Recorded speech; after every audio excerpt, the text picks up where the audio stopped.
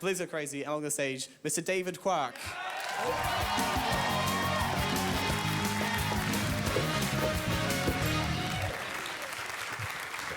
Man, I've been brought on after some really weird shit, but that takes the cake.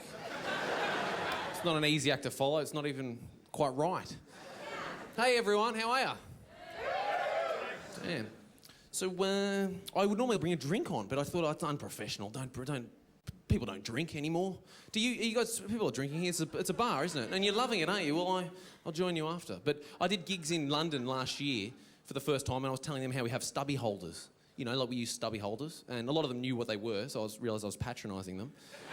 But a lot of them didn't. I said, we have these things that keep the beers cold. They often have funny things written on them, funny jokes, business names, stupid shit. I saw this one that said, beer is the answer. Does anybody remember the question? Hilarious shit like that, yeah? Because I read that one, and I thought, yeah, I think I remember the question. I think it was, what legal drug ruins more families, helps people crash their cars, helps people fight friends, fight strangers, helps relationships end, helps them start, helps my dick stay soft? What fizzy fluid helped me urinate on my girlfriend once? Beer is the answer. Now, I'm in a long-term relationship for the first time in my life. And don't cheer that, you weirdo. It's not even that great. That was pretty cool, though. But do you notice, for those in a relationship tonight, do you notice you get given the same options in a relationship as you do in a bushfire? You do, because you can leave early or stay and defend. And that's what I'm doing. I'm sticking around, fighting it out, yeah? And it could be the worst decision you ever made, but it could also be the best. You have to take that chance, don't you? But it doesn't stop me from... I saw a girl, I can't help this. I saw a girl on the street not long ago. This girl was so beautiful. She was so gorgeous. Breasts in all the right places. Like the kind of girl that if you saw while you were riding a push bike, you'd pop a mono, you know, to celebrate. Now, when I looked at this girl, this is what was weird. When I looked at her, a word came out of my mouth.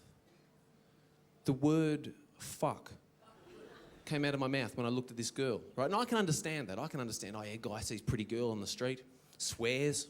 Sure, maybe it came out like this. Fuck. You know, all sleazy and horrible like that. But it didn't come out like that at all. It came out like this. Fuck! Like I dropped a brick on my foot or something. Like I couldn't fathom the idea of us coexisting on Earth together anymore. And I saw the girl and I, said my piece, and I'm pretty sure I made myself clear about how I felt. I think she got that. Now, at the time, I was trying to get into a post office that's near my house. Now, this post office has an automatic door, right? But it's not a normal automatic door that opens like this. No. It's an automatic door that opens like this. On hinges. And that's rare. It's a rare kind of word. I don't care who the hell you are. Not the most brazen thing I've said on stage, but, Now, I saw the girl, I looked at her, I said my bit, and then I tried to go into this post office. I walked inside and I walked up to the door and the door stayed closed. And I looked up at this sort of sensor and I thought, oh, that's weird, and I moved back. And I moved forward again, I looked up at it again, I was like, that's weird, what's going on, that's unusual. Maybe there's a handle, there's no handle, maybe I can open it automatic, by manually, I don't understand what's... I did that little dance, I'm waving at it, just going, oh, that's weird, and I look back at her and she's still gorgeous. And I stood back 12 times, just back and forward. I stood back, the girl walked in front of me, in front of the door opened for her, of course, and she went inside. And, while the door was still open, I went inside. And that's the end of that story for now.